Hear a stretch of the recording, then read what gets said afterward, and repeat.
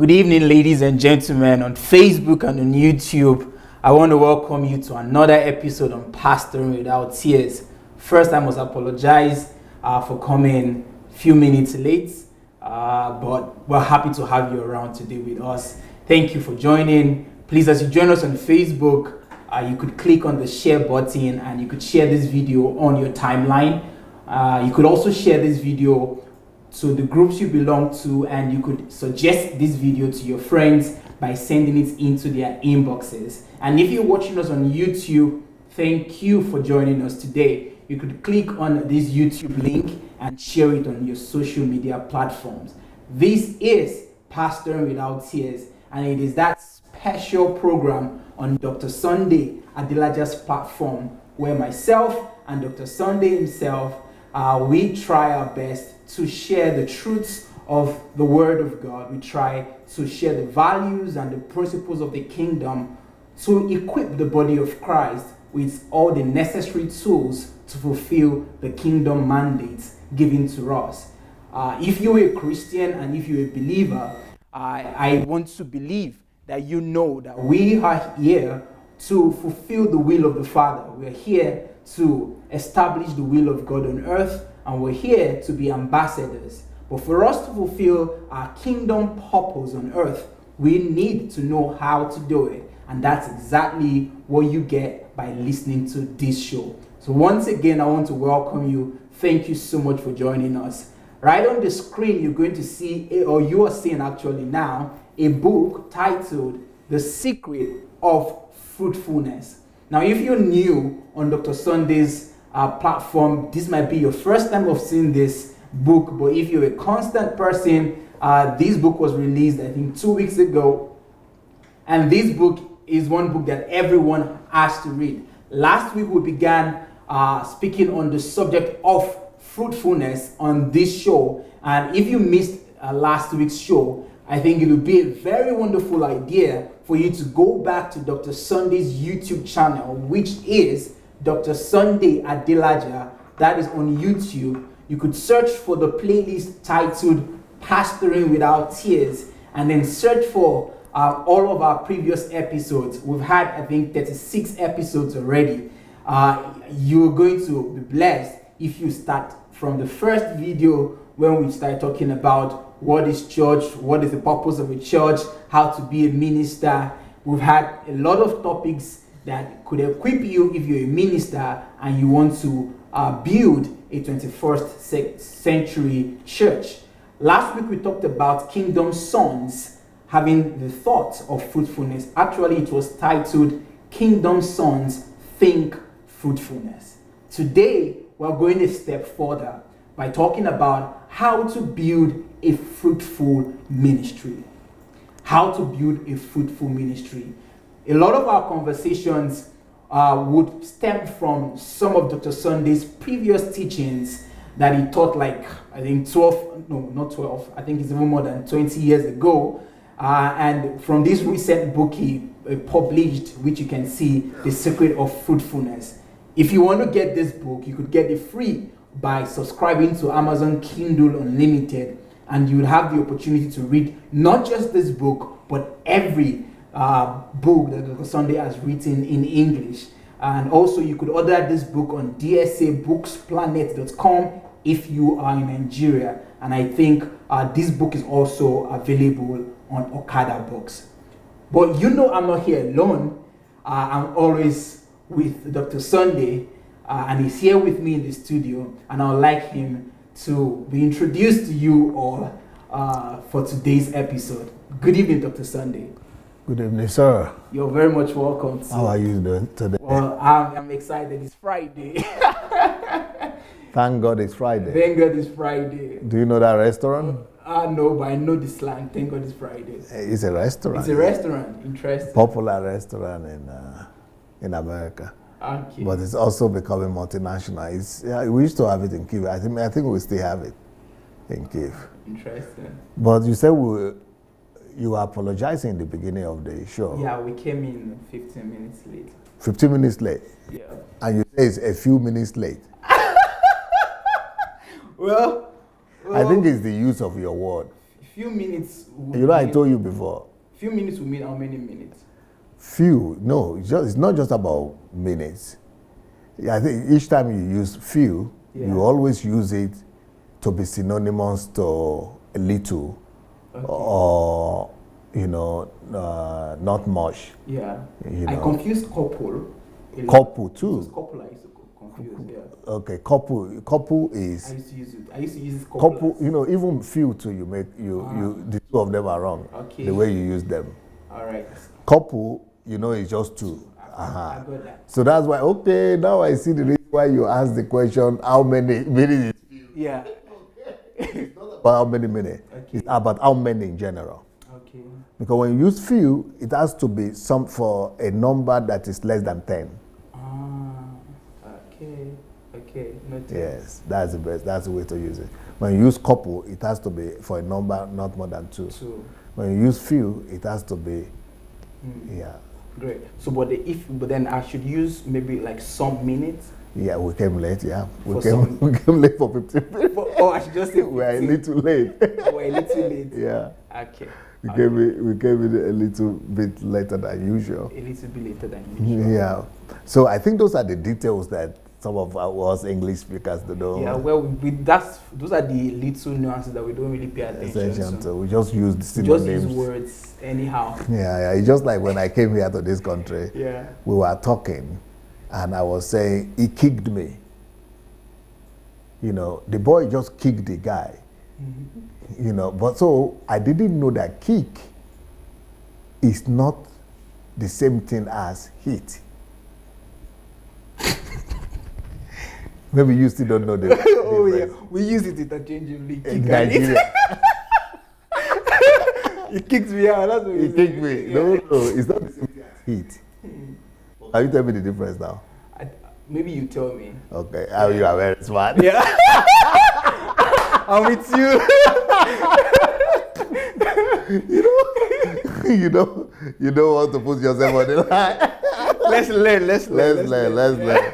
So, because what happened was that the guy, we were living in the hostel, in the dormitory. So, and this guy just hit the other guy. And so we were giving a report. We were saying, he kicked me. He kicked him. I saw him. He kicked him. He kicked him.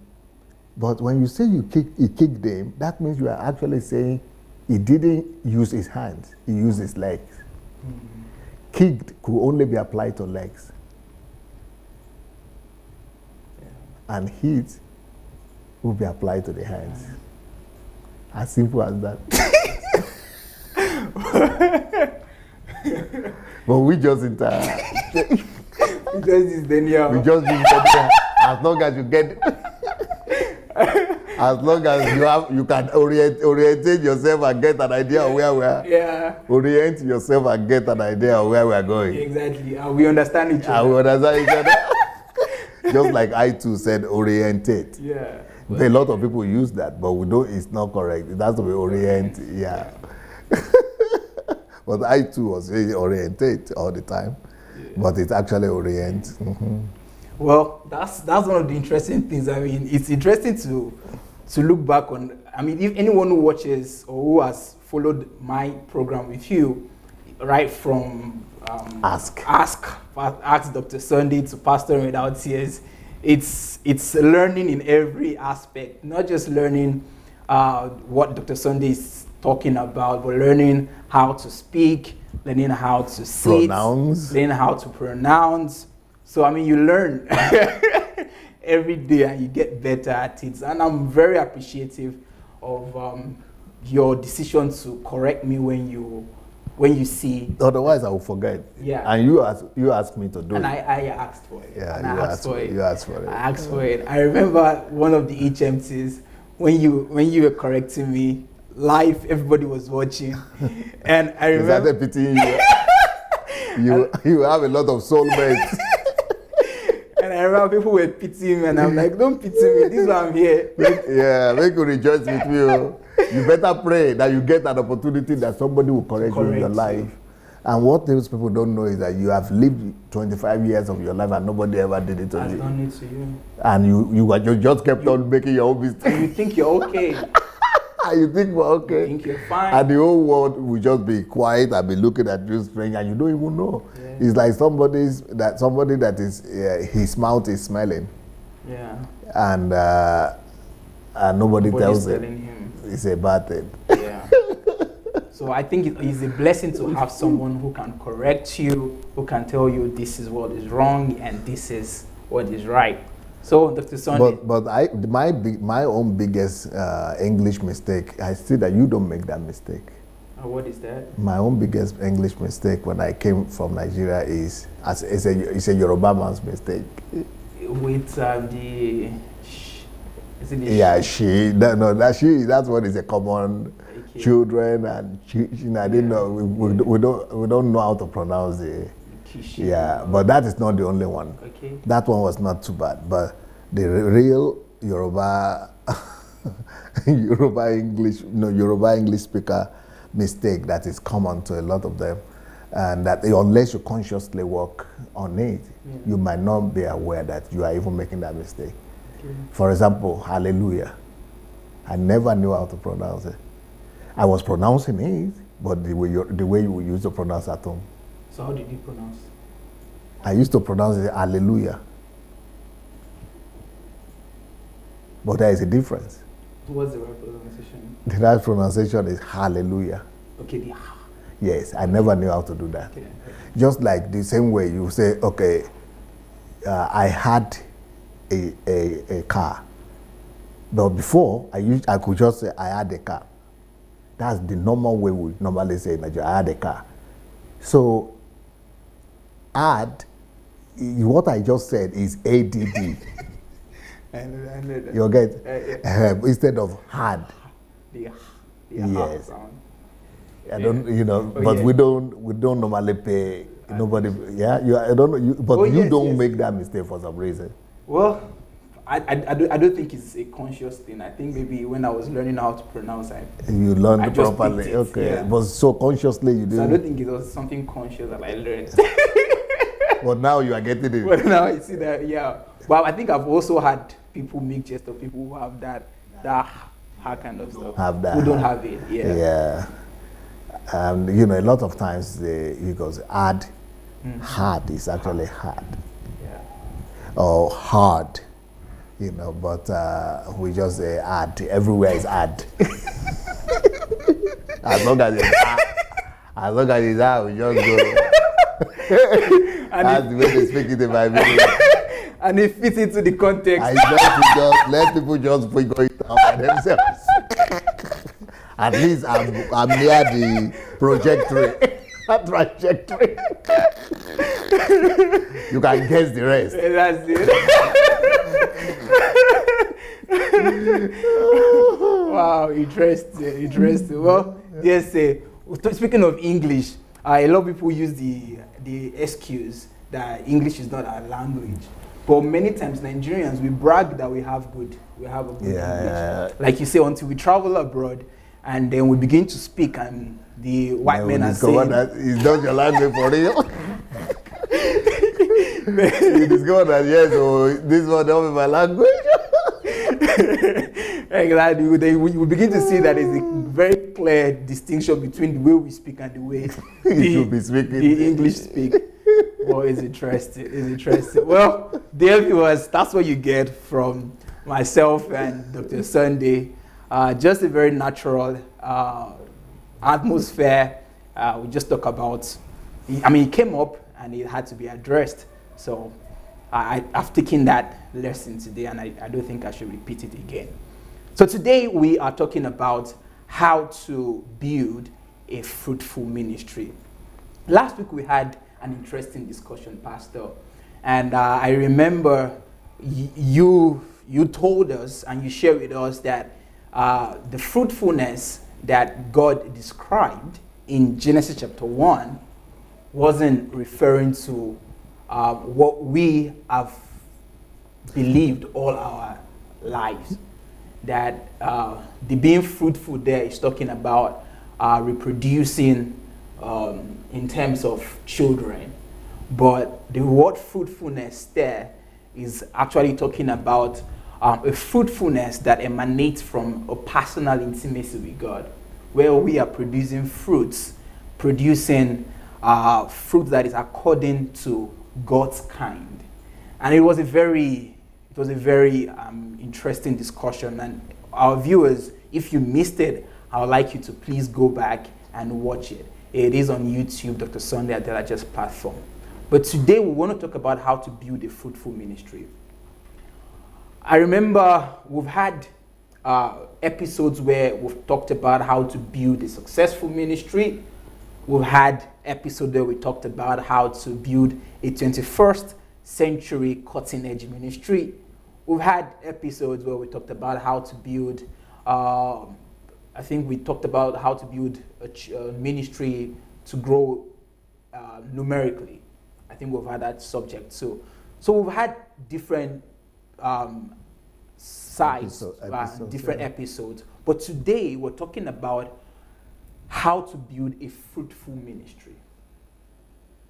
And I know, based on what you've shared last week, that there's a difference between growth and fruitfulness, especially as regards ministry. But today I'm going to start with a video. Normally I start with a question, but today I want to start with a video. And I would watch a video. This video is quite, I think it was done, the same video where you taught in Canada. That was Toronto. Was it Toronto or somewhere else? Toronto Airport. Toronto Airport Church, yeah. So this was done in 2007 actually. So that's like 12 years ago. So I'd like us to have the video and then 2007. Yeah. I was speaking there. Yeah, 2007. But the one you showed before was 2001. Maybe it was an older. 2003 or so. That. I think the one I showed last week, maybe it was 2003, but I think this one is 2007. Okay. Yeah, this one on Toronto. But we can confirm though. Yeah. All right, so let's have the video rolling. Have you ever considered why the first word he spoke, the first word of blessing he spoke to man is fruitfulness? God is concerned about fruitfulness. And fruitfulness doesn't mean growth. Fruitfulness doesn't mean increase. Fruitfulness means what? Producing after your kind. Producing after your kind. So that's what we are talking about when we talk about fruitfulness. He said the more you become fruitful, the more I give you the land. So let's check it out. How God used this principle in creation. Even God himself used this principle in creation. Let's check chapter 1 again of Genesis. Verses 22nd to 25. Verses 22 to 25 of Genesis. You will see an illustration of the word fruitfulness. Illustration of the word fruitfulness. Verses 22 to 25 of Genesis 1. And God blessed them, saying, be fruitful. Note the word fruitful. Be fruitful and multiply. There is no multiplication without fruitfulness. Be fruitful and multiply. You must be fruitful before you can expect multiplication. Many of you come here because you want to go back home to your churches and expect your church to just explode. That kind of explosion is short-lived. And even if you have people coming from other churches, they will soon go when the next revival starts in the next church. That is growth, but that is not fruitfulness. The kind of increase that we endure, we have to come through fruitfulness. And fruitfulness is you producing after your kind. So what does it mean to be fruitful? It says, verse 22, and God blessed them, saying, be fruitful and multiply, and fill the waters in the seas, and let bowls multiply on the earth. And there was evening, and there was morning, a fifth day.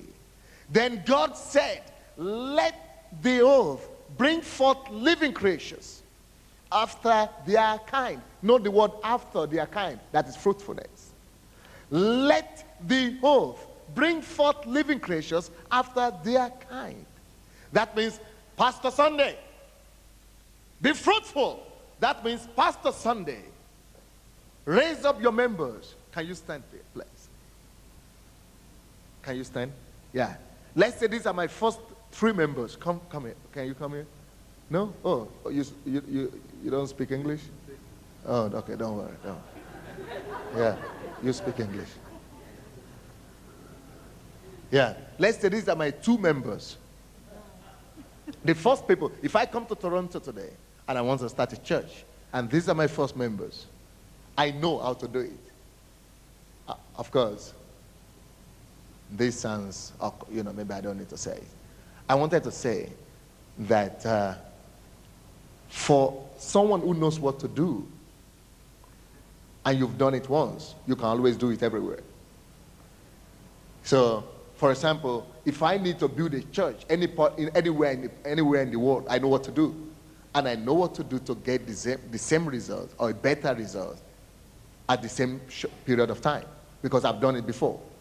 So if I come to Toronto to build a church, or to US, to Africa, anywhere, I get these 2 people, and I know the principles of God. I know the mind of God. He says, I will not give you the land. I've sent you here to give you the land, but I know he will not give me the land until I become fruitful. What does fruitfulness mean? It says, God spoke to the boss of the earth. So he blessed them and said, be multiplied, be fruitful and be multiplied. And the boss of the earth produced after their kind. Yeah, that's what it says. Verse 22. And that means, Sunday, be fruitful in Toronto. Build me a church. So I come to Toronto, I get these 2 people, and I don't need to go out and do crusade or evangelism. No, because that will not be fruitfulness. That will be growth, but it will not be fruitfulness. So what do? I get them together, I meet with them, and I reproduce myself in them. I import myself into them. I make them know everything I know. I reproduce myself after my kind in them. You understand what it means now? I make sure that my ideas, my mind, my knowledge of God, my revelation of Christ, my wisdom, the revelations and the things the Lord has imparted in me for the past 15 years, everything I know of God, how I walk with Christ, my secret of communicating with him, my knowledge of him, how he does things, how I hear his voice, how he communicates with me, how he has become my friend. What had made me to come to hear his voice every day, I make sure they hear and know everything. I teach them how to receive revelation like I do. I teach them to hear the voice of God like I do. I teach them to preach like I do, to speak, to flow in the anointing. I reproduce myself in them. That is fruitfulness. Remember, be fruitful means to produce after your kind. You understand that now? Okay, thank you. You can say. Wow. You seem to like that illustration. Oh, yeah. Oh, yeah. What excites you about it?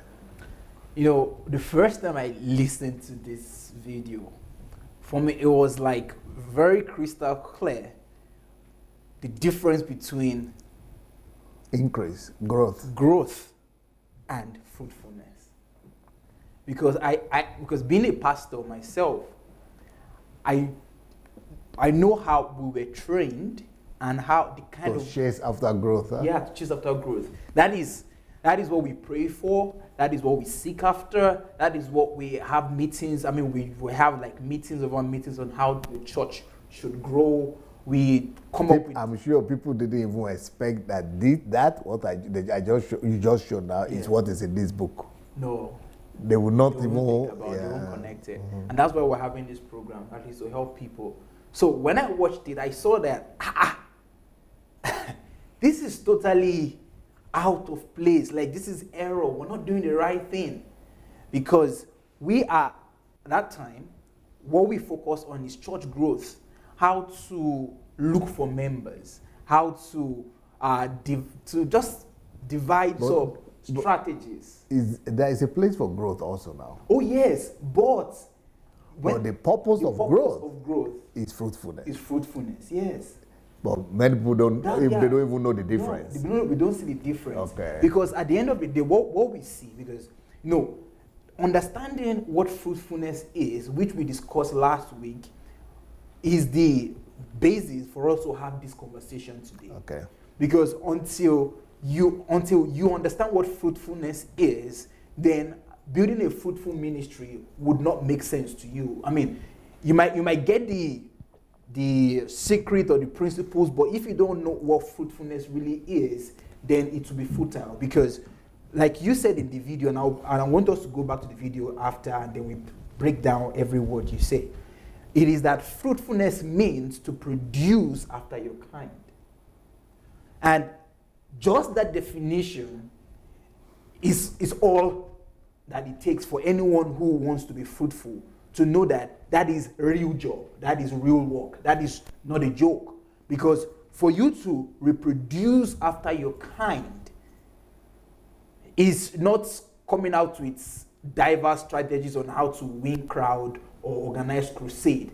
That is real mentorship coming into place. That is real discipleship coming into place. That is raising sons, like we talked about last month. That is the process where just an ordinary human being, just an ordinary person comes in contact with you. And just like what Jesus did in the scriptures, when he met the disciples and he told them, follow me, and I will make you fishers of men. That's exactly what it means to be fruitful. Because that was what Jesus was saying. That I won't just make you to just be my follower. Because he didn't say, follow me and become my follower. No. Jesus said, follow me and I will make you. And that making there is that process of fruitfulness. And I will produce myself in you. And I will produce in you after my own kind. And that was the first and perhaps the most important thing Jesus did by reproducing himself in his disciples. And it's because of his application of this principle of fruitfulness, we still have Christianity today. Because the disciples that he reproduced himself in were the ones who continued in propelling the course that he stood for, in moving forward the message of the gospel of the kingdom. And when I listened to this teaching, I could just see clearly that, wow, so what we're just chasing after is growth and fruitfulness, which happens to be the first order, the first instruction that God is giving to us. We've abandoned it. It's almost like we don't even have an idea of what it means to be fruitful. And that's exactly why I was excited about what you explained. And also with the illustration that you gave, you bringing those women, it just gives a very clear picture. What does that illustration tell you? Yeah, it just gives a very clear picture for anyone who wants to do anything. And this is not just about ministry or just pastoring. Just anyone who wants to do anything. You want to go into any venture, and you will always need people. Whatever you want to do, either you want to have a business, you want to have a school, you want to have a movement, you will always need people when you get into a new terrain. But by bringing out those two people, I just saw that I don't need so much people, I just need two. Okay. I'm sure you have a number of those of understanding you got from that. Yeah. So that's one. Yes. I don't need so much people, I just need two. Okay. And when I have these two, my focus should not be on, like you said, on trying to gain a lot of people to just join that two. No. My focus is to have those two and sit down with those two, reproduce myself in them, reproduce all I have learned, my knowledge, my wisdom, the keys, everything I have, to just invest my life, pour my life out to those two. And from those two, the whole process of fruitfulness begins. So it's almost like I reproduce myself in those two, and then we begin reproducing ourselves in 4, and then it continues in 8, and like that, and like that. And but what happens is that you discover that we're not just biomasses, just a gathering of people are just biomasses who are just coming to look for what to eat and what to drink. No, but we are raising personalities.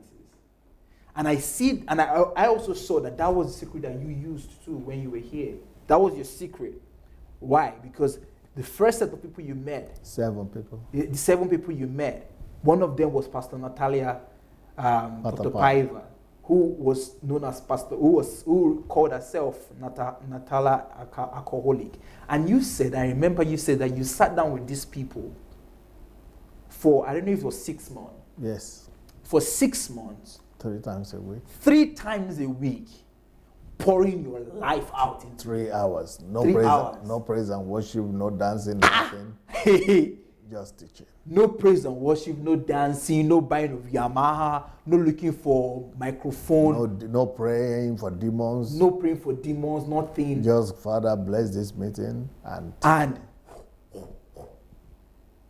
so for me it was like, this is it. I don't need so much. I don't need to start looking for. But young pastors rather. Oh, young, but I know when I was starting a church, because I started a church that I was pastoring, and I knew my concern. And I started looking for money first. And the money I was looking for was to looking for people. To get a good venue.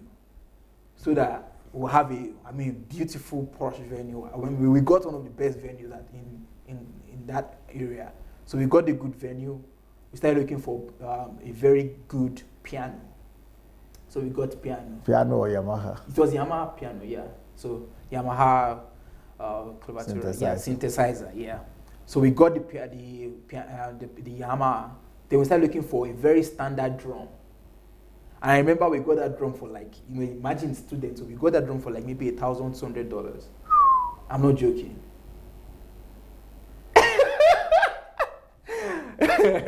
Yeah, it was. We looked for a very standard drum. So imagine what we're using our money to do. So we got drum $1,200, and that is different from the kind of microphones we're using. Got microphone, got speakers, everything. So that was our focus. Because you want to get 100 people. Yeah, because we want to get 100 people. And you need to see that's all we are just looking about, trying to just get crowd, trying to get just chasing frivolities. Chasing shadows. But I'm just looking, I used to tell Victor, if God give me opportunity to pastor, I don't know if I'm going to pastor again or I'm not even looking towards pastoring, because I feel like pastoring is the one like a limitation already for me. But if I would have to start a church again, it's going to be different. Because this principle of fruitfulness will be, I'm not looking for crowd. I'm just looking for just those 2 people, 5 people that will shake that city. Just like you see, yesterday I was in court, so I couldn't come to the program. Yeah. The program that Babusha did with Charles. If you look at that program very well, you will see that that's exactly what Charles was saying in that topic title. The new breed. He was saying thanks to Dr. Sunday, we have a new breed. That's exactly what he said. And the difference is that because he himself, he said he never knew that he would be coming out to be teaching. That's fruitfulness. And we've never met. Yeah. You that is sitting here, that is just fruitfulness. Without struggling or without even saying it or without even mentioning it and saying I want to. No campaign. No crusade. Yeah. But I think one of the things I have seen is that I think the understanding of this concept is what we have to introduce into. But the problem with people, even who are following me, is that they, for example, begin to listen to my teachings and they start a church, and what they begin to do is they just begin to teach people knowledge, new knowledge that they got, without having a purpose in mind. You've got to understand this concept and you've got to know what you are doing. It's different from just going to teach people. You've got to know that you are running after, you are targeting reproduction, you are targeting fruitfulness, you are targeting reproducing these people that have come to you now, rebirthing them and recreating them after your image. Reproducing, you are targeting reproduction of self, not just teaching. But when you just focus on just teaching, giving new knowledge to people, it will still not yield the result. Pastor, you might have to go a little bit more detailed in that area. Why? Because it's one thing for me to be around you and I see how you do it, and I see how. I mean, we really don't have moments where you sit down and you're teaching me, or having teaching sessions. No, but I know that process is ongoing. With little interactions that we have, just observing you, what you do, I see the process. Questions that you just ask. Questions I ask and you give me back. But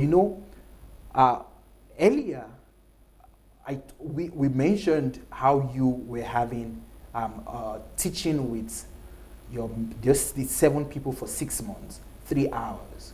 And most people sincerely would hear just coming to teach for 3 hours, of which you said now that it's not about just coming to teach, that's about knowledge base, or it's about being fruitful Yes. and reproducing.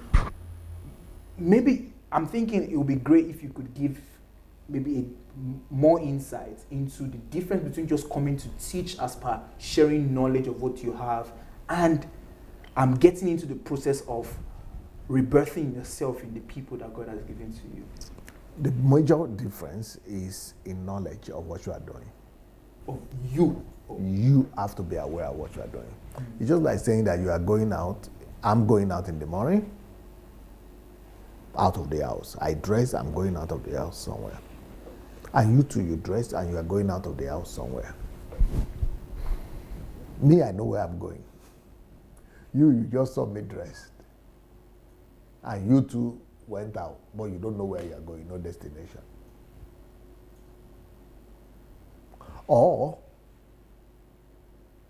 I got the address of where I'm going, but you didn't have the address, or you have several addresses, but none of the one that we need to do. So if you a pastor, the first temptation that you will face will be the fallacy of a teacher. Let's talk about that. Okay. The fallacy of a teacher, what do you mean? That is what you will face as a pastor or as a leader. What does that mean? Okay. The fallacy of a teacher means that a teacher comes to teach. And because he comes to teach, he is focusing on passing the message across. And that is the recipe for failure. So that is the first thing that you will encounter, and that is what will make you to fail. So most 90% of people that teach today, that speak on Facebook and in churches, they are focusing on trying to get their message across. But if you want to be fruitful, where is the book Fruitfulness? If you want to be fruitful, like in this book, you have to first of all get delivered from that fallacy. It's like I'm giving you mathematical equations, calculus. You know what you're saying? I've heard something like this before, but I like the fact that you're going in that direction, because it's going to bring a lot of clarity, because I'm also processing it like big time in my head. Because most times, or most people, if they are asked to analyze what you do on Facebook, yes, what you're describing as a fallacy, yes, is what they will say you're doing. Yes, because that's what they don't know better. Because they don't know better. Yes. And that's exactly what many people, because that's what they see, that's what they're doing. And I'm very sincere. The many people who are doing Facebook Live programs, and they see pastor coming to share knowledge, and they are also sharing the same knowledge that they are getting. So now if you're saying that is, speaking about the fallacy of a teacher, and that is the recipe for failure, then you might have to continue what you're talking about, because because we might need some clarifications in this subject of the fallacy. So the fallacy of a teacher is that a teacher wants to come across and pass his information across. So people who don't know where I'm coming from and what I do, they will come and see me, and they will just put me in the category of what they already know. They will judge me by what is the only thing that they are familiar with. And since the only thing they are familiar with is that teachers teach and teachers are passing their messages across, they think that's what I'm doing. But I know the difference. That's why I'm talking about the difference right now. I know that there's a difference between what I'm doing and the people who are practicing fallacy of a teacher. And the fallacy of a teacher is that when you have people before you, you want to communicate to them and pass to them your message. That is the recipe for failure. So what is the right thing to do? What is the right way to communicate as a pastor so as to be fruitful? So how do I do it? What will I do is that I come on, and people who are very detailed and people who are very attentive to details, who are very meticulous, will see, they will pick up what I'm about to say now. For you not to fall into that fallacy of a teacher, you need to you also have a message, just like the teacher. You also want to pass the message across, but your focus is not on passing the message across. Even though you want to pass the message across as much as possible, but your focus is secondary. The most important thing you are doing as you are talking, as I'm talking right now to you, see, now it's totally different. Something like when I'm talking to you. Mm-hmm. So what I'm trying to do is not just to pass the message across to you, but what I'm trying to do is to make sure that the message I am passing across to you, that you are hearing it. And you are not just hearing it as information to your ears, but you are hearing it. I am targeting you to take a decision and action about it. I am saying it in a way that you will pay attention enough to want to act upon it. So what I am targeting, therefore, is not me passing across the message, but I'm targeting your change. I'm targeting you changing. I am targeting you taking action that will change you. I am targeting not just you hearing me, but that you want to do something about what you are hearing. You want to act about it. I'm targeting your change, basically. So, but if I just say I am targeting your change, again, people will not understand. So that's why I'm making it more detailed like this. So the way, but now you will be saying, what are the techniques of doing that, making that happen? So if you are not careful, you'll be thinking I'm doing all the same thing. I'm just communicating and passing across my message. But really, no. I am doing more than that. I am going behind your heart without you knowing it. I am, with my words and with my everything I do, I am, and my purpose, the purpose behind beside my heart or at my consciousness is not that you will hear or understand what I'm saying, but that you will not just understand, you will understand in such a way you will make it personal. You will make it personal and understand in such a way that you would like to implement it. So what I'm targeting is not passing the message across. What I'm targeting is your change. So the message is a tool. The message is a tool of you changing. But what I'm targeting is that you will take that tool and use it to change yourself. Big difference. But if you don't know what I'm trying to say, try to compare, try to look into yourself and examine yourself what happens each time you listen to the essay. If you are coming especially without bias, what happens to you? Don't you feel like, what have I been doing all my life? That is because of the difference. Don't you feel like each time you listen to the essay, don't you feel like wow, I feel like jumping, I feel like standing right now and going to do it. That is because of the difference. Don't you feel like, even if I'm not going to do it right now, but I have it in mind, that's only true, I'm going to do it. That is because of this change. Because of the difference I'm talking about. So don't you feel like you are listening and you are saying, my God, I've not lived. I've not even born again. Where have I been?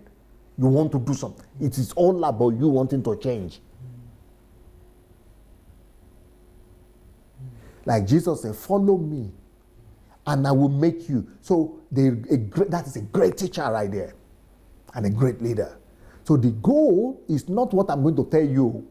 What I'm going to tell you is the tool. But I will make you follow me and you will become. I will make you become. It is the change.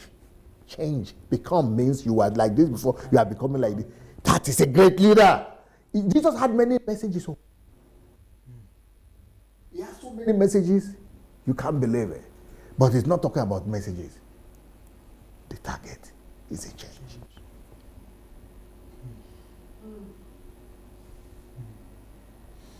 Wow. So that's number one. Number two thing that you do, even though that number one, we can still deliberate on it. But number two thing that you do, not to repeat the mistake and the fallacy of a teacher, is that as you are teaching, you are not just teaching that one message. You are actually targeting, first of all, their change. Secondly, you are targeting, holding them by the hand. You are imagining holding them by the hand to follow you. You are targeting reproduction. You are targeting reproducing yourself in them. So you have a message, but the message is a tool of you changing them and making them to become your image, or a duplicate of yourself, or a duplication of yourself. So you are giving the message today, this message today, that message tomorrow. Different messages will be different. But what you are doing is like a sculptor, right? Yeah. A sculptor that is, yeah. Yes, a sculptor that is molding. So you are using different instruments to mold, but you are actually, your target is not the message. It's not the clay. Your message, your target is the image that you are looking at. And the image you are seeing as a good teacher and a good subject is who you are making them to become. Follow me, and I will make you become. You will become who, and then who you are going to become. Wow. So you are targeting reproduction. You are targeting fruitfulness. Wow. That's what you just explained right now is worth going back to listen to again and again, because I don't want to believe that I've gotten a grasp of what you just shared. And primarily because, we say we live in an information world, in an information age, and that is a fallacy now. Yeah. Because you get deceived by just getting information. But you don't. That's what you have always been telling me, Pastor. Is like what you are talking are things you are living. It's not just like you are teaching. You already made them to become flesh. Yeah. It's a difference. It's a big difference. Everybody can just have any knowledge. Yes, and so because of that, what we see, it's almost like a culture right now, especially in the charismatic and Pentecostal churches, where it's really about Rhema. It's really about a new revelation. And so it's all about like knowledge. And that's what we have going on all around. And young ministers, people, and even people who do Facebook Lives and things like that, it's really about just wanting to pass across that knowledge. You see, that is the fallacy of a speaker, of a teacher. You want to pass across what you know. But underneath that is the ego that you want to show that you know something. It's also underneath that also is to impress and let people applaud you. And then some people in America have perfected the act by, making it, bringing into it a lot of drama, rhymes, quotations, clothes until people begin to shout and jump. Those are just artists, but they are not after you. They are after themselves, getting more likes. They are after themselves, getting more applauds. They are after themselves, getting more crowd. But at the end of the day, all those thousands of people who are going to that meeting to sit down, they are not becoming anything. That's the difference. I mean, this is just... They will just become church members who are paying tithe. This is just so crystal clear. I mean, I think a few days back or some time ago, I was having a discussion with Joshua Amatari, and I think you also were having that discussion, and we're talking about many of the conferences and all of those, those conferences that are held in churches in Nigeria. And then we ask ourselves, okay, so where's the fruit of this conference? What are we seeing? There is no movement. There's nothing happening after all of these conferences. And these conferences, they have big speakers coming to speak. A lot of churches, they invite international, people from different countries, from America, coming to speak in those churches. But then we ask the question that, okay, where is the fruit or the result of all of this talk? And I remember we made the conclusion that day that it is because many of these speakers, they just come to speak, but it stops as just knowledge. There is no call to action. There is no, okay, I've shared so, and so. What decision are you making? And that's something that really stands you out. And anyone, like you said, anyone who pays attention to you, even your books, the way you write your books, the way you write your articles, everything about you is geared towards, you are getting an information from me, good enough, but you must make a decision. That's exactly, it's almost like that's the strategy I see in your books. Even when you speak, everything about you, it is that you're making a decision. There is a change that is happening. Either you had a certain perspective about something before and you're changing your perspective about it. Or formerly you were changing your values. Or changing your values. Your worldview. Changing your worldview, your philosophy paradigm. of life. Your philosophy. Just that change must be happening. You can't be on DSS platform and listen to any message and that change is not coming into your life. That change process is happening. And it really gives credence to what you're talking about. That it's not about just speaking. And I like what you said, talking about the ego that comes with a lot of speakers. And that was a truth I had to tell myself at some point. That, many times people, I'm just going to be very frank.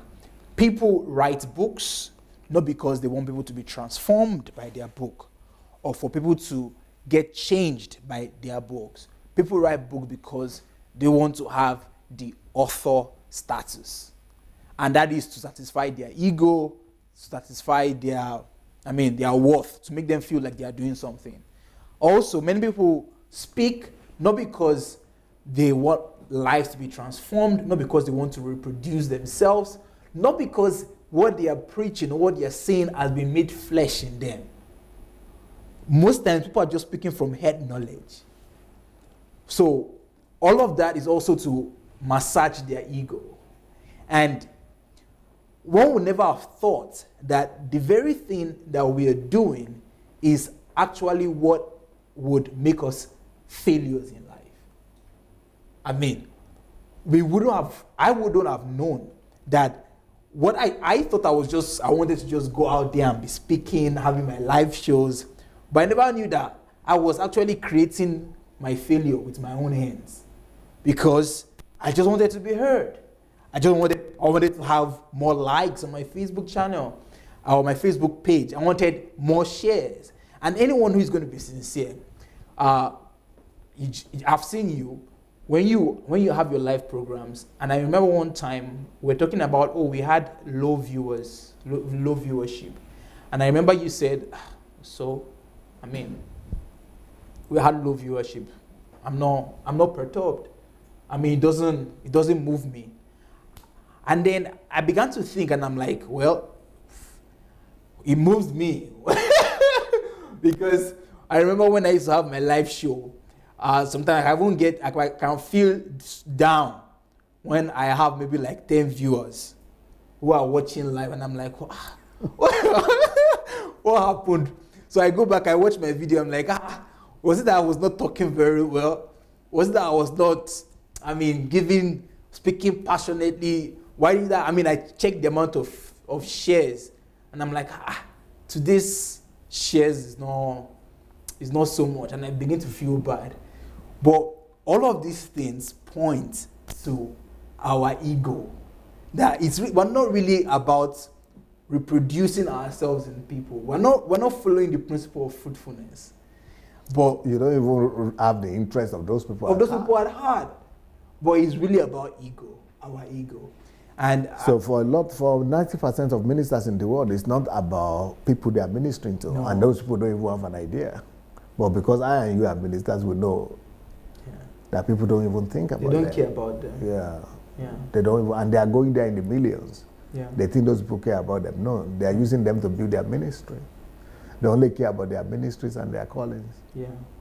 And that's the truth. And that's the reason why we don't have fruitfulness in those ministries. Yeah. We have growth, but people are not fruitful. Yep.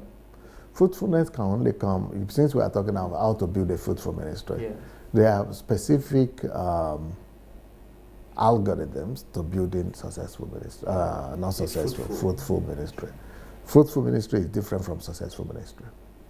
So to build this fruitful ministry, first of all, like the Bible, you have to key in, first of all, to the blessing that God himself released in Genesis chapter 1. Even if you are not aware of it, you have to know that you are already blessed.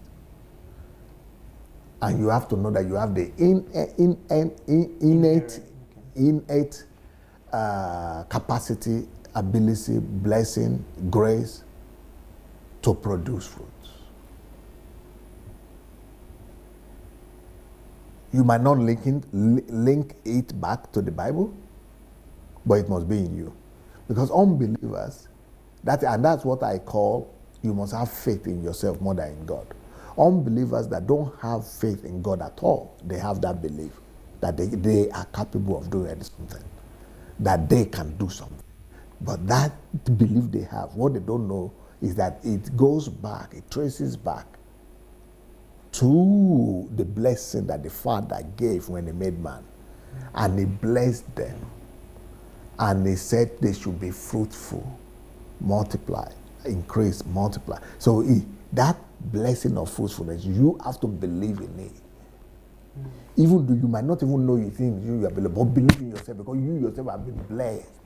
So when Steve Jobs, Bill Gates, when they believe in themselves that they can do something, it's not because of that belief on its own, but it's because they have belief in the ability, in the innate ability, in the abiding ability to be productive, to be fruitful that God has already put in them. They believe in themselves. Believing in yourself is believing in what God has already put in you. But there are people who don't believe that. They believe in God, but don't believe in themselves. But for you to be fruitful, you have to believe that you can do it. Believe in God that God can do it. That is one thing. God can do everything. Everybody believes in that one. Don't worry. But what will make you to produce is the amount of belief you have in yourself. So that is the number one key to fruitfulness. Either you are aware of it or you are not aware of it, faith in yourself that you can do it. It is still going back to that faith in the innate, in the original blessing that you are already blessed. But when a lot of people before a lot of people came to Christ, they were operating on that level.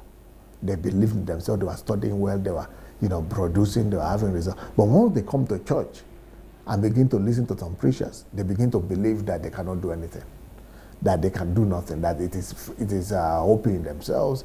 They cannot believe in themselves anymore because it's a sin, and they begin to look after men of God. They begin to run after men so that men will bless them, so that now they will become fruitful again.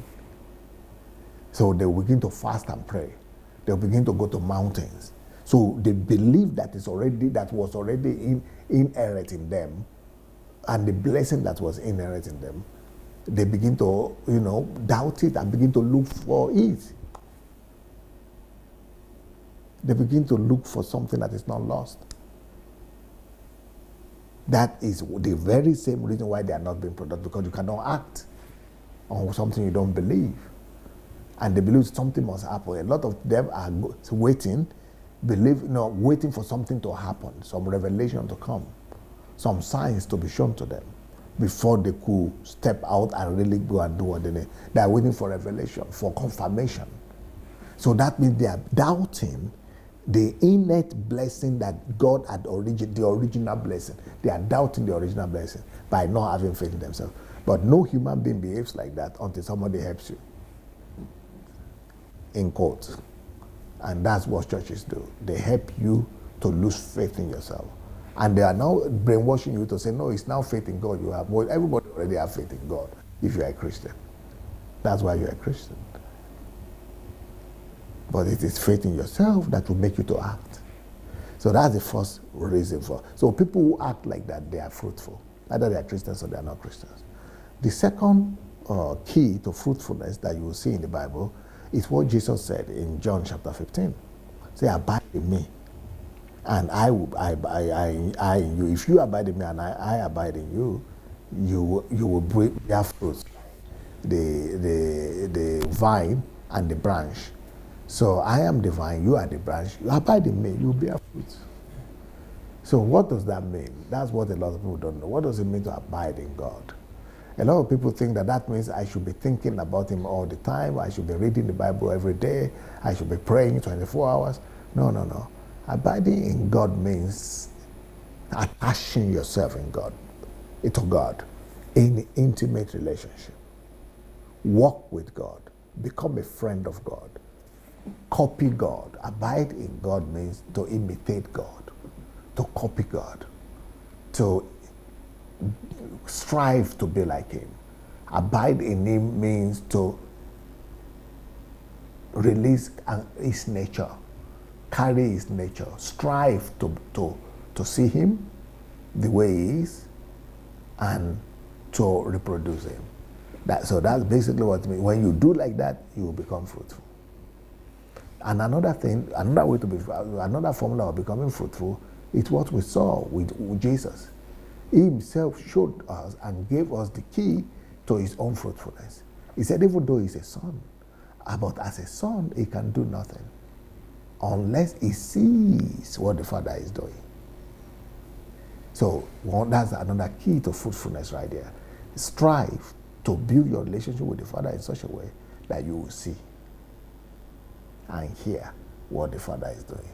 Once you see that, just come and do it. Come and duplicate what you see the Father do. Then another way of fruitfulness, another key to fruitfulness is know that you are a copy of a model.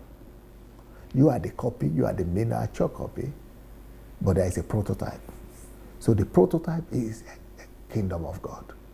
The prototype is God the Father. So if you will know that your whole essence on earth, your key to fruitfulness is to copy your original, your prototype, your model. Copy the original. Imitate heaven. Reproduce heaven on earth. As long as you will reproduce heaven on earth, that's what it says, seek ye first the kingdom of God. And all of that, that's fruitfulness. All of that things shall be added unto you. If you could reproduce heaven and reproduce God, that's another key to fruitfulness. Then there's another key to fruitfulness that Jesus himself used and that he showed to his disciples. He said, follow me and I will make you fishers of men. You will become fishers of men. So that's another one. Learn to follow God intently. Follow Christ. Become an imitator of God. That is another way to become fruitful. Then, another formula to become fruitful is the formula of the seed. Seed always brings fruit. especially when it's planted in the right soil. The parable of the sower is talking about fruit and fruitfulness, seed, the power of seed to bring forth fruit. So go and, that's what God did. God planted a seed in the womb of Mary, the mother of Jesus, and she bore fruit, Christ, who became our Lord and Savior. Seed. God said in the end times that the harvest. He said, the Son of Man planted the seed. Planted in the something, and the harvest. The people came out. The enemy came and also planted weed and shafts. But there will be separation. There will be separation between the shafts and the wheat, and then there will be the harvest. That was in the time of the harvest, in the day of the harvest. That's when that will be taking place. So seed that is planted always bring forth seed. Some bring off, fruit. Some bring off 30-fold, 60-fold, 100-fold seed. What does that mean? Seed yourself in other people. Plant yourself through words, through acts of love, through your good work. Seed your life. Seed the values and the qualities of God that you have learned from your Father. Go and keep on planting seed. Jesus did the same thing. He said he himself, what he was doing is planting seeds. He said, who planted the seed? A sower went out of the, who is the sower? The Son of Man. What he came to do on the earth is to plant seeds. Now we have over 2 billion people. Also, make your life a seed sowing, seed planting life. Turn your life to a seed. Those are all strategies of fruitfulness that I will point to in the Bible. Wow. I just feel like you you just handed to us keys on how we can fulfill God's call upon our lives. Because this is exactly what God would have us do, for us to be fruitful. And there can be multiplication without fruitfulness. Neither can there be dominion, subduing of our promised land without fruitfulness.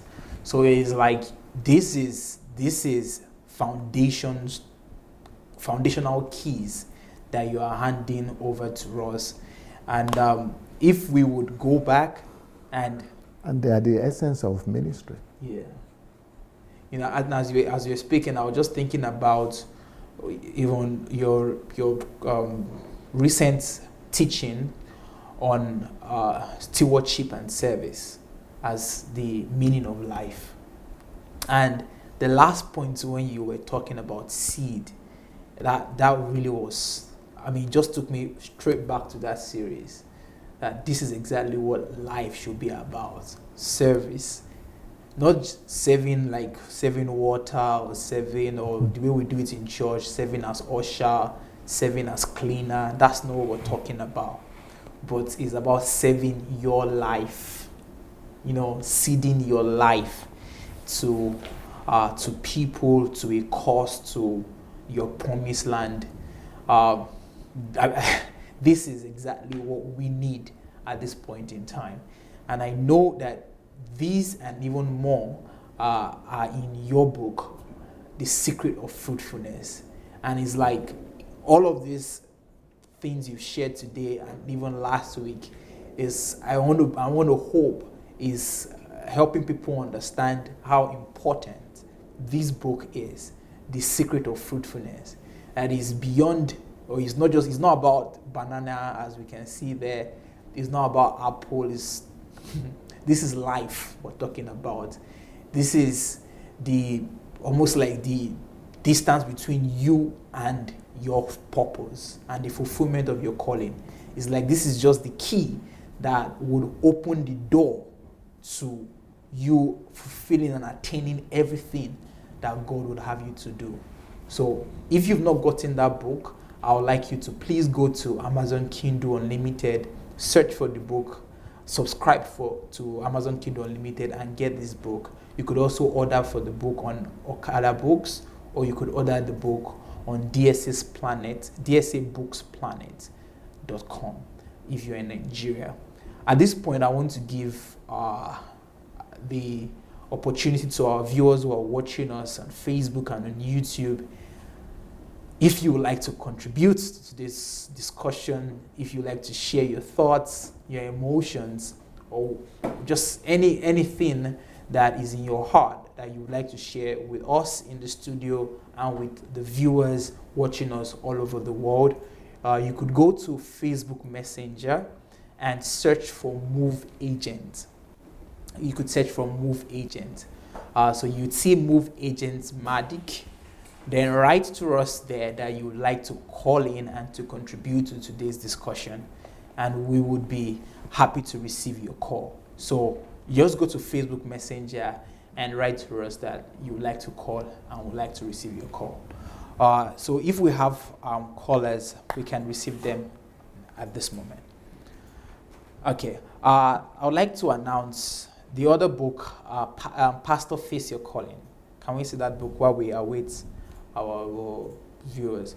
So that book right there, Pastor Face Your Calling, is a book that every minister must read. I read it myself, and it's a book that will set you free from any kind of limitation or bondage that religion has placed you in, and it will make you realize that you're beyond the pulpit, that actually the world should be your stage, not just the church, and it will help you move beyond the four walls of your church and begin to take dominion and take possession of the different spheres of calling. So do well to get the book. The book is titled Pastor Face Your Calling. All right, I think we have a caller.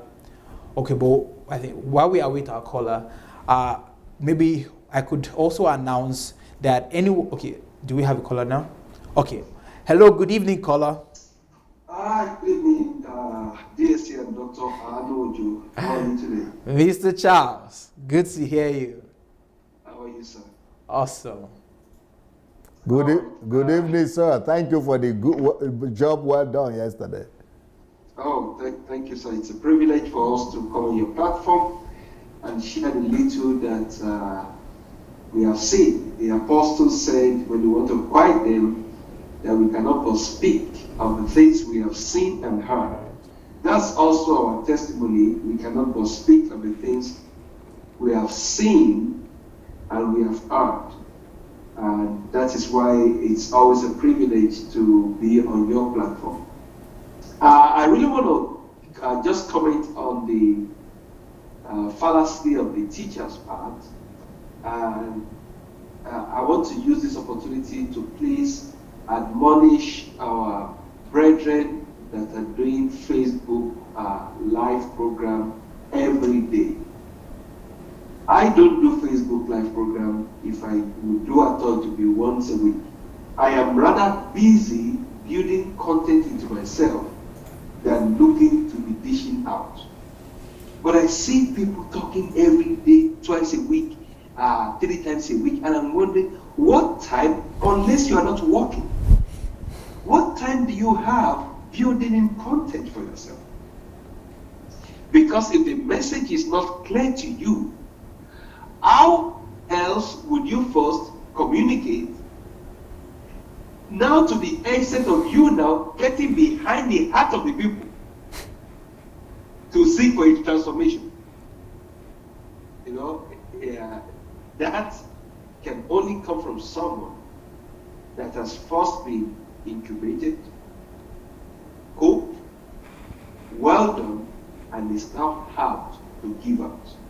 And in giving out is not just being faithful to the word, but making sure that the word has impact. 2 weeks ago, you were talking about, was it 2 weeks ago or today? Maybe today. Oh, I think it's today. Dr. Anu was talking about, he was discussing with someone about where are the 80 million people that Ryan Burkett got saved in Nigeria? 2 weeks ago. 2 weeks ago, I was listening to it again today, so that's why it's very fresh. Fresh, yeah. Then where are the 80 million people? We can't see I them. can't find them. They're not fruitful. Because those people, even when they come Joy. to meet Christ during those programs, there is no seeding process to them. They either go to places where they are using weed killers to kill the seed rather than germinate the seed. And that is why it has gotten to that stage that everyone needs to be intentional about what we say and how we say it. It amazed me that I went through the New Testament, the epistles. The apostles never said to anyone, if you don't accept Christ, you are going to hell. Why? They were intentional. They would rather push the love of Christ, shove it down your throat, than put fear into it. They were intentional of how, when Peter spoke in Acts chapter 4, they asked him, or 3, men and brethren, what shall we do to be saved? The guy must have said something that called for a transformation. He got behind their hand, and they saw themselves that we are far from God. So the words that we are being listened, we are hearing, are not words. Most of the words that fly about in most denominational churches are not words that transforms anybody. And that's why it's good for us. Thank you for making it clear today, knowing about the fallacy of a teacher. I never thought of it. Thank you very much. Brilliant. Thank you, sir. Thank you so very much. Thank you, Mr. Charles. I mean, your contribution brings to remembrance.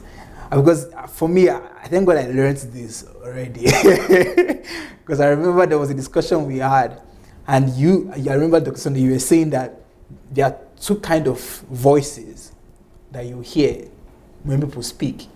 There are people who are like parrots, and then there are lions. And then you explain the difference between parrots and lions.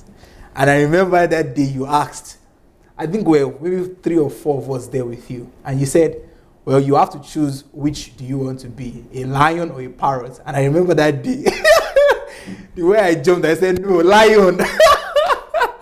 I don't want to be a parrot that is just repeating, because that's what we do. You just copy and paste. Lion is echo. An echo. When the lion roars, and the lion roars and shakes the wilderness, everybody will know. It shakes the forest. Yeah. Yes, it wakes up everything. Everything. Everybody come on their feet. They run for their lives. Yeah. So I said, they wake up from slumber. Yeah. The difference is clear. You don't want the echo one, the parrot one. I don't want parrot. That will just be repeating what what somebody else is talking. It didn't take me long. I stopped my live show. I said, no, I'm just being a parrot there. Yeah. I want to be a lion. And to become the lion, you have to build inner content. And that's what Charles was talking about. Yeah, you have to build depth. Do we have another caller? All right, so let's receive our callers. Well, this, I mean, you can only get, maybe you can, I wouldn't say you can only get this here, but these are the kind of things you get from Dr. Sunday. He shares his secrets. He shares the principles that he applies. And what is the reason for it? Fruitfulness. Fruitfulness, yes. I think we have a caller. All right, good evening, caller. Hello, good evening. I'm Ojo. I like the way you pronounce my name. Please, where you're calling from? I'm calling from Italy. This is your friend, God Day. Oh, Mr. God Day. Thank you so much for calling. How are you doing today? I'm doing fine, thank you. God Day, that is my name. Only my name is in Olorunwa, Yoruba means God Day. DSA. Yeah. In fact, I really want to appreciate you so much. Awesome. For what you are doing in our own time. DSA, each time I listen to you, DSA, in fact, I feel like crying because I wasted my time in Pentecostal church. As I'm talking to you right now, DSA, could you imagine that pastors here in Italy, most of them are fighting me. That why am I sharing your messages, your own program? In fact, I begin to ask myself a question. why are they having? Do you know what I mean? Why are they having? Why are they having guilt in them if they are doing the right thing? My wife will come and tell me, instead of you to look for food for your family, you are sharing a DSA. My wife is fighting me every day. I should stop sharing you. I should stop listening to you. DSA, the Bible says you will know the truth, and the truth will set you free. Yes, sir. DSA, in fact, I know what you are giving us. I know if I go for seminar, I will not be able to pay for it. DSA, in fact, I call to appreciate you. I was telling my wife today, I said, my wife, listen to me. Jesus Christ was crucified because of the truth. Yes, sir. Yes, sir. Even Paul, most of the letter he wrote, we are reading in the Bible. He wrote them in the prison. DSA, in fact, I call to really appreciate you, to tell you what you are doing. In fact, listening to you has added a value to my life. My pastor told me, he's no longer my pastor. Yeah, I should go to DSA. DSA is my pastor. I begin to ask myself a question: why are they? All of them are they against you? Even the one you have not even mentioned their names. You are only dishing out the word of God. You are only talking about the evil practices. You are only talking about the wrong doctrine. And not only that, you also empowering us. If you have a pastor like you, just only two in that country will turn around for good. Then why I was telling my wife, why are they all of them, why are they crying? If actually they are the light, the Bible says darkness can never overcome light. Yes, sir. The truth, Jesus Christ, he said you will know the truth and the truth will set you free. You are really dishing out the scripture, you are really dishing out the mind of God. Yes, thank you so much. I really appreciate it. I told my wife I would rather stand on the truth. I will stand by the truth. I will not compromise because of what I'm going to eat. And I must say, DSA, all these people, most of them are copying all these things, most of the little things. You are teaching pastoring without tears. Most of them are copying it. It's good. But just like you said, most of them you have talked to them, their fathers and the rest of them. They don't want to tear down their own empire because of their ego and their belly. Hello, DSA. Yes. So thank you so much. I really appreciate, and God will bless you and God will keep you alive. And definitely, I know this revival has been praying for a long time. I think God can no longer wait because God has given them a long rope. Thank you so much. I really appreciate it. Let me stop here so that other people can call. Thank you, God day. Thank you so much. God will give you more strength. A blessing. Thank you, sir. Yep. I mean, this exactly what Pastor Sunday was talking about. I mean, you can't listen to Dr. Sunday and not respond. And I mean, it will move you to making a decision. So either you're calling to appreciate or you're calling to admonish. I mean, you can't just be docile after listening because, I mean, Dr. Sunday shared a lot of nuggets and truths today. And I think that's what we have in this whole playlist. So if you're watching us today and you are blessed by what you've heard today, I want to encourage you to please go to the playlist and listen to all of the episodes on Pastoring Without Tears. We have another caller right now. Good evening, caller. Good evening, Dr. Arnold. Good evening, DSA. Good evening. This is fine. This is Grace from Dallas. Awesome. Mrs. Grace, good to hear you. Grace, nice to hear from you again. Yes, it's nice to hear you. It's been a little bit.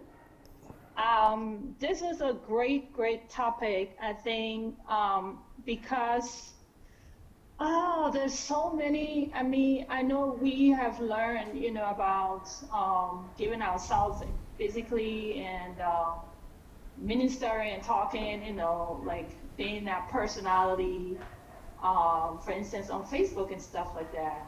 And what I find out is that not everybody are able to work like with a different gifting where some people are like teachers and some people are encouragers in different things. What I see, and it's sad that people can look at other ministers and think like what DSA was saying and feel frustrated, right? And you think maybe you're not doing the right thing, but you want to copy that person. But people need to know that they have different areas, and maybe some people, like even as pastors, some people really have not found their voices as to where they can really shine. I know I have a question, because not even as pastors, some people as servers, with the 7 gifts that were given in the book of Romans. Some people really as servers, right? But not like what Anna was saying, or serving in the church, not what I'm talking about. But even as in their calling, like I forgot the lady who opened who worked in the rehabilitation center. Natasha. Natasha, right. So she's serving Oh, there.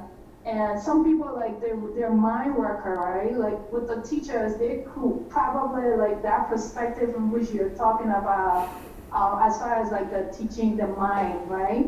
Teachers are really gifted to work with that, so they can really grasp what you're saying immediately. But what about people who are, they're not that, they're givers, right? Yes. My husband, he's a server. You would never see him, like, he don't want to deal with anything that has to do with him being patient with people. But when it comes to him visualizing things and seeing things around him and hands on, putting he just basically just like all over the place. I'm able to be patient with people and sit down and make people understand. I literally have a ministry in my inbox ministry, right, on Facebook Messenger. But like, I have patience to train to talk to people. Like, if somebody were to come on my page and say hi, like, or what's up, you meet me for the first time, I have patience to tell them, you don't talk to a woman like that, right? You have to say to a woman, hi, Sis Grace, or hi, Miss Grace. It is nice to meet you. It's nice connecting with you. So I have patience for that, because of that now, they all want to learn, because I give them more value and they want to come by and say, oh, wow, I've never heard something like that, right? But what about somebody who just cannot work on people's mindset, but they have other gifts?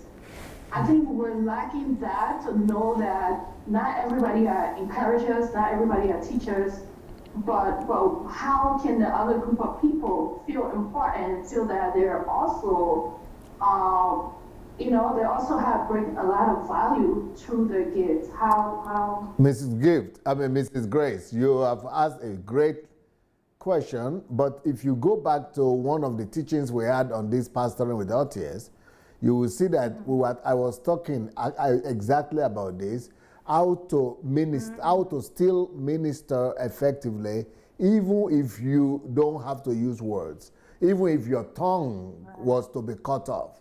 How can you still minister effectively? Yeah, how to be an effective minister. Yes, how to be an effective minister.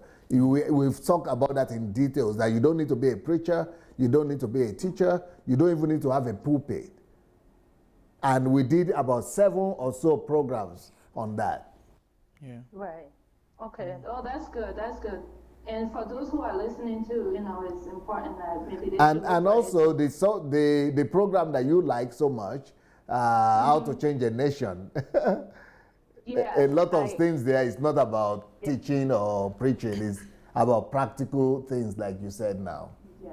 Yeah, I have all that documented. I have all that in my library. But yes, for you, maybe just like you said, it's for other people who are listening. Yes, it's for other people who are listening. Because everybody think maybe they need to be talking and preaching and stuff like that. You know, like on Facebook Live. I think there was a caller who said just do that, but other people shouldn't need to do that. Yes, yes, that's so and true. Yeah, Diverse gifts and diverse ministries. absolutely.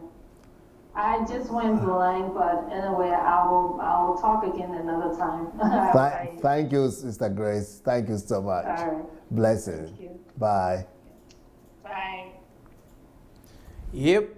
Yeah, we actually had like 10 episodes on the heart of a minister.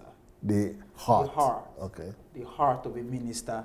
And in that, there were 10 episodes I just confirmed. So anyone who wants to get more understanding on the question that Mrs. Grace asked, like I said, you just go to the Pastor Without Tears and listen. I think we have a caller. Okay. Hello, caller. Good evening, dear. This is Adiola from London. How are you, my sister? I'm very fine, thank you. Dear, I can't thank you enough. You know what? I thank God I am a good listener and I'm a good learner. I've learned so much from you. You know, your statements are all, some stand out in my brain, heart for long. Like when you say, God is in your flesh. Like when you say, you have to listen to 200 of my messages. Yes, no, if you ever listen to 200 of your messages, you will know what you will grasp exactly what you just said today in today's program. I listened to it and I can't get it. Got to a stage, I will get up and sit down and start asking for forgiveness all my years for all the wrong teachings we all followed. And I thank God that as soon as I start asking God, cleanse me. See, this word that this man is saying, let it be my flesh as well. And God really helped me. You won't believe it, right? Normally, every year, when we're still in the, this Pentecostal nonsense, every birthday, my children's birthday, my birthday, I will write a check as birthday Thanksgiving to the church and just give it up. But since I'm telling you, I'm in heavy tight, I just forget about that. Kilo day. So yes, no, just listen. So for what now? I got your message. I stopped last year. Your message stopped well inside me. I stopped all those nonsense. Listening, as you said, go and listen to 200. I went and started listening to. I listened to over 200 until it becomes in me. Now, this year, with old age, there is a benefit in old age. Now that I'm old, my children are grown up, they look after me, I'm not looking after anybody now. And I'm still working. So my whole salary is all for me, not for, you buy that, no, it's all for me. So before I had your teaching, right, I do, charity, give. But now that I got it right with your teachings, right, putting system into place, and I came down to Ukraine to even see with my eyes, then I know what it is to give yourself, to practice the kingdom. You know that guy, Akim Amao? Yes. After the incident, I linked up, I linked up with him because I know what water is as problem in Nigeria. So I linked up, I said, look, I like what you're doing. I'm going to, help as much as I can do. I put that aside. So this year on my birthday, instead of writing check to church, I decided to bless less privileged people at home with it. So while I was blessed people, I and I look online because I watch, before we watch a lot of all these videos of returnees and all that, people suffering. We all just ignore it, thinking that the church are doing the job because we bring the money to them. Not well, but until you're teaching church us all that before I got my own great awakening. So I picked up one returning from Libya. I settled that. Then, because I went, legit, I read their newsletter. So I now picked up those who gave birth to triplets. It was when they went to deliver my book to the triplet, that was when they now even found that the parents to the triplet had a triplet 3 years ago that died same day, and the triplet they now had this year. I reached out to them on the 4th of July because I called and just said, please always draw my attention to anyone that you feel I will be interested. Just email it to me, I'll pick whatever I want to pay. So they emailed the triplet to me and paid those ones, not knowing that the triplets were born on my birthday. Wow. I said to that. Now they now sent me another one. It was a school that the water those kids were drinking. Oh my God. Then I said, okay, lady, don't worry, I'll get back to you. So I quickly connect back to Akim Amawo again. I said, Akim, I have a problem. I said, there's this school in Ogun State, and the water, so I forwarded the video the lady sent me, I forwarded it to Akim. Akim said, okay, no problem, Auntie, I will just go and I will look at it. So when you look at it, get back to me, I said, this is serious. I said, don't worry, I'm going to send money. Just go, because I did ask Akim after Akim was brought on platform. I asked him a lot about how much does this cost to even get water, like in the community, and the guy told me everything. So when I now told Lady that I have who can do the water for the school, they will be starting to do that one on Monday now. This Monday, Akim called me back and said, as we are going there, so he just emailed me today that they are going there on Monday to start the borehole water for that. Wow. So your messages have been so up to you, act out, not just hearing, but act it out. Because so many people have come on your platform. The guy that went to build houses for nothing, and that northern place that the whatever you call it, affected. Yes. I reach out to that one too. I never know when I'm going to even get, but the thing is that, with all we are hearing, learning from you, if we don't put it into practice, we are not seeing, definitely there will be no fruit. Beautiful. You are now living a fruitful life. Yeah. Oh yes, people just think that, sharing the message, when I share the message, your message is, if I share it, I follow up to make sure that, listen to it, go and listen to prayer, because if I share it today, I say, no, go back on YouTube, go and listen to prayer series, go and listen to kingdom series. I always follow them up to know that they are doing. Nigerians are a bit lazy, and then they like excuse. I say, look, there's no excuse. Some say, when my husband, I say, when you get to God, you wait for your husband to come before you get judgment. I just try to, make sure that as much as possible, we want people to start changing their mental orientation of all those years of wrong teachings and wrong doctrines. We should act it out now, act the kingdom. Jesus was going about. He didn't just sit in one place and start teaching. No, he went about from Samaria to Jordan to Jericho to the mountain to back. He was so. They say your words are just the words that will stand out in one's brain.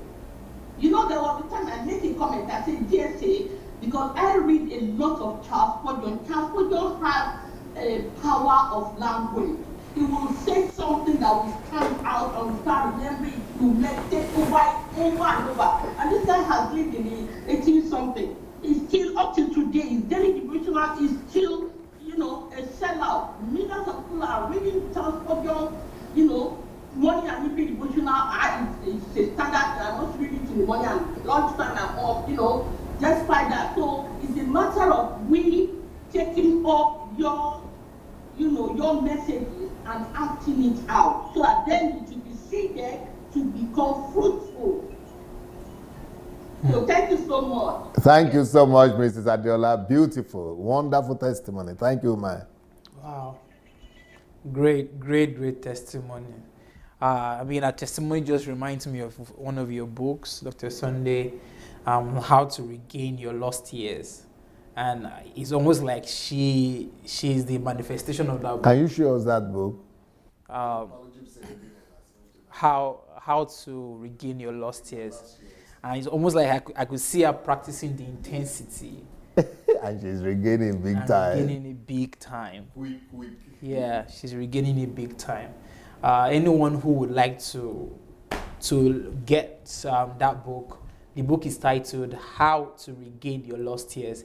I mean, you don't have to live in regrets. You don't have to cry, oh, I've lost all these years in church and in this. I mean, look at the testimony of Mrs. Adiola and what she's doing and the intensity at which she's reproducing herself and practicing what she's learning. I think it's a book that would be of great benefit to you. So you could get the book titled How to Regain Your Lost Years. It's available on Amazon Kindle Unlimited. You could also order for it on Amazon Kindle, or you could order for it on Okada Books or dsabooksplanet.com. I don't know if we have more callers. Okay, so I think we still have more callers. So they are actually confirming what we were speaking about, that they might not be able to explain it. But it's happening. But it's happening. So when you are not operating through the fallacy, because what the fallacy of a teacher does is that it makes you clap. It gives you the emotion, you get more knowledge, you get a head, big head or something. But what I'm talking about is different. It's just like somebody was calling me. Okay, go ahead. All right, hello. Hello, DSA, good evening. Good evening, sir. My name is Peter, calling from Belgium. Yes, that's Peter now. Yes. Nice to hear you. Everything good? Very well, sir. Very well. Yeah, thank you. Dr. Anu, good evening. Good evening, Mr. Peter. Thank you very much for the good work. Thank you. I just want to thank you. Every time I'm listening to you, I'm renewing my spirit every day. My mind is with you. You are giving me your message, and your word is lifting up my spirit every day. I'm a new person. And also, I just want to give this testimony. Last 2 weeks I was in Denver. I was in the Copenhagen in Denver. You talk about your message. When anybody listens to your message, you are not just feeding the message, just like what other people do, other stars, you don't get anything, you come back to. If we are really sincere and truthful, your message is information, it transforms life. I was opportunity to meet a couple of friends who were in the hotel with their children. They were like 40 of us. I was able to establish myself because of the blood and the knowledge that I have based from your message. And most of them were asking me which church I was attending. I told them about you, some of them listening, some of them don't listen, some of them don't understand. So I was able to tell them how to listen to your message. So sometimes the message will just pass by them, they just listen to it and they don't know what to do. So some of them don't even know your name. And these are Nigerians. They have stayed a long time in Europe. Some of them live in Germany, some of them came from Sweden, some of them came from Belgium. And most of them haven't got your message. But I was able to establish your God that are the brothers that are good to you. Therefore, your message is powerful. Your message is love. Your message is transparent. Your message is healing. I can testify to that for myself. I was a very different person last year or last 2 years. I'm a new person now. And so come to, I started doing Facebook program little by little because you said also start to push, we have to do system planning. So I started every 2 weeks when I'm in the afternoon shift, And my uncle, there is a pastor called from Nigeria, and he said he has a message. I said, yes. He said, but the message are good. He said, but I should not be talking about some certain things, about the word of God, about criticizing the church. I told him, Uncle, I'm not criticizing anybody. This is my area of calling. My area of calling is to debunk the negative message, the breakthrough or giving message that you guys are giving. Because I have a church with a pastor. And I told him that my own calling is to debunk all those negativity from the minds of the people. So what that means to me was, there was a message saying, if this and that is other people can understand it. I was not going to do what I want to do. I was pulling out through Facebook. I saw a message. I saw something from the Suleiman. Because of the message yesterday, because of we have to have critical thinking and analytical thinking, that has taught me well. That has made me to be in a better position than before. You know, I just want to give you this picture of Facebook. There was a message to the man was teaching. Don't talk about it, I showed the video. And he called a young guy out from the crowd of the church, and he was telling the crowd, and he said, this pastor is saying to Titus, the young minister, that God was blessing him there, and he was misusing his opportunity, so he took him to the village. And the story was that the guy was patient in love for 4 years, he didn't complain. Then he now asked and surprised the crowd and said he had a visa for the guy to go to London. And he was showing the visa and he showed the crowd was wow. You know, I was just laughing. I was laughing at Suleiman because he was just doing his best. And, you know, as the minister, the young minister fell on the floor and started rolling. What came out from my mouth was all games. Number one thing that I see to them was one. Even in Nigeria today, you cannot do a pastor for anybody on his behalf. That is number one. That is lie. Two is not lie. Number two, you cannot go and present someone else's pastor and present to England, London. In England, then you say you have a visa for you, and that person, it just assumes that he's surprised, he didn't know what was happening. But these are the lies we are telling the crowd. Because he's trying to tell us how many times that look, when you have patience, I can tell you to refuse to go and die. I can use you the way I was. One day, I will get the visa for you. So thank you, dear God, for renewing my mind, for giving us to have unlimited thinking, for the kind of passion that I have now. Then I cannot say thank you alone because I don't have words to say. But the only thing I want to say is that I'm happy that I know you in my lifetime. Thank you, I'm a dear God. Thank you very much for the good work that you are doing. Thank you, sir. Thank you so much, Peter. Thank you so much. Wow, thank you very much. You made me smile when you're talking about Suleiman's stunts. Well, I guess that would be the final caller for today. So, I think we still have do we still have one more more caller? yeah. Okay. All right.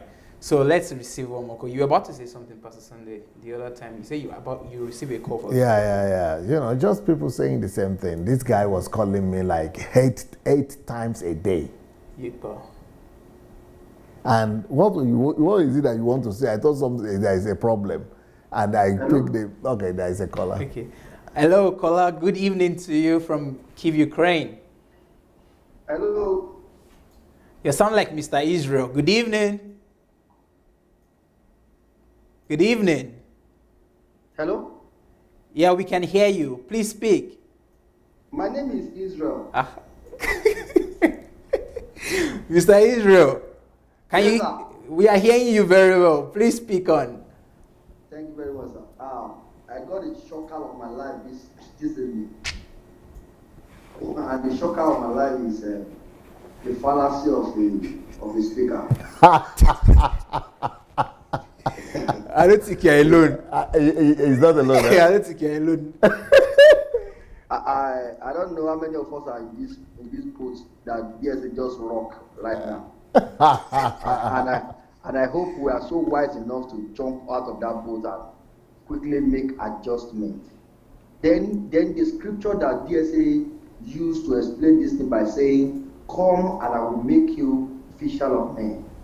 I now began to relate to it. When he teach the crowd, and the disciples will go to him, you speak to them in parable. Then he will say to them, "Unto you shall be given to know the mystery of the kingdom."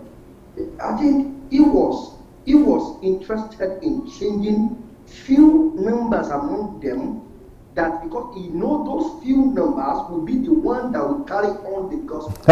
Yes, sir. The 5,000 that had the bread, that had the feed, that saw the miracle, they were not found again. But the few that could go to him and ask him the meaning of those parables, they were the ones who continued the assignment. That is the secret of fruitfulness. Yes, sir. And I also want to say that, contrarily to Nigeria gospel, when the last minister conference that just being concluded at Winner Chapel this month, the testimony of the babas, of the leaders, was how many centers they have opened. How many centers? Centers of worship, that is. Churches. The number of centers, the number of congregation they are having. The proof that God called Nigerians is that numbers of people who flow into your program are approved. And that is why we have millions going to church, but there's no fruitfulness in them. Yeah. There's no significant change that takes place in any one of them. We only have those flowing to the church, and then the testimony, the evidence. When the man was trying to speak about the proof that God spoke to you, is that you will see the number. People will find you wherever you are, and then it's about numbers. And here is Dr. Anu saying, "I discovered I don't know more than two that I can reproduce myself." Yes, when sir. the pastor two people, you are a failure in Nigeria. You are just saying this man, God did not call him, just struggling with his calling. God did not send him that in vain. When God has called him, you have bring many people to him. I got that. And that helped me not to go after thousands. If I can find 5 that will change, I have done something. And I also got that this fallacy of a preacher, that DSA says something that sometimes we speak to display that we know, that we also have stuff. Well, thank you very much, DSA. Dr. Anu, thank you very much. I'm so glad. Wow. Thank you, sir. Wow. I mean, just listening to his comment, I love one of your spectacular series. To just bring today's talk to a conclusion, is the series on truth. I think that series is like a prism through which any form of change can happen to any individual. Because until you are able to, function in those level of truths, and most importantly for you to speak the truth about yourself to yourself, which oftentimes is the hardest part, when you have to face yourself in the mirror and tell yourself, boy, this is what you've been doing. But I think that is what we all must do. We must screen ourselves with the truth and speak the truth about ourselves to ourselves. And that's exactly the way we can actually experience change and transformation. And I want to believe that should be the desire of everyone who is listening, who is watching. It should be for you to be transformed. It should be for you to change. It should be for you to see the fruits of what you're listening to. And that doesn't come overnight. That doesn't come by you just listening to it once. It will take time. And that was why God was telling Joshua that, hey, this book of the Lord I'm giving to you, it's not enough for you to just read it one time and go, but you should read it and meditate on it day and night, because the process of meditation is where that word is becoming flesh and you are maturing. Oftentimes, what we do is that we just have a word, we just have a seed, and we quickly want to share that seed to as many people that are around us. But the truth about it is, just that seed is for you to plant it in yourself so that it begins to produce fruits in your life. And it will take time. It will take you going through the process. And that's why Dr. Sunday wrote a book titled Process is the New Result. So we must begin to appreciate this process, because fruitfulness is a journey, and we must be willing to pay the price of going through the journey of sitting down, processing, working on ourselves, building that inner depth, building that content in ourselves, and not being in a hurry. This does not mean you shouldn't speak. This doesn't mean you shouldn't talk. This doesn't mean you shouldn't have your programs. But the focus must be that you must know what you're doing. And I remember Dr. Sunday started by saying that you must know what you're doing. And that is, if you listen to him and you go back to this series, especially this video, you understand why Dr. Sunday said, you must know what you're doing. Because if you don't know what you're doing, it's just like a person who sets out on a destination, on a walk, and does not have a destination. There's a wise saying that if you don't know where you're going, every road will lead you there. So I want to thank you all for being with us. Thank you, Dr. Sunday, for being a servant leader. Thank you for being a good model to us. Thank you for not just saying that you are a ladder and you see yourself as a ladder and as a bridge for people to climb and for people to pass through, but your life exudes it. Even without saying a word, we can see it in your life, in your action, in everything you do. And it's a model for us who are learning from you, for us to also become that. And like many of the callers said, we can't thank you enough. But anytime I'm appreciative like this, I always remember your levels of appreciation or gratitude. And I know it doesn't stop at just saying thank you. There are a whole lot of levels I must work on to the point where I begin to take and fulfill God's call for my life. But I would like to hand over to you, Dr. Sunday, for you to say your last words, your final greetings to our viewers on today's episode. Over to you, sir. I hope you are blessed, and I hope you got something for yourself. And look forward to seeing you tomorrow. Tomorrow I have an interesting topic. First of all, I have an interview with Daddy Phrase in the evening, but in the afternoon, 12 o'clock Nigerian time, I'm going to be sharing my own opinion about the Koza Fatoyinbo saga. I think I know he's already preparing all his questions and queries for me. So we'll see you tomorrow. Peace.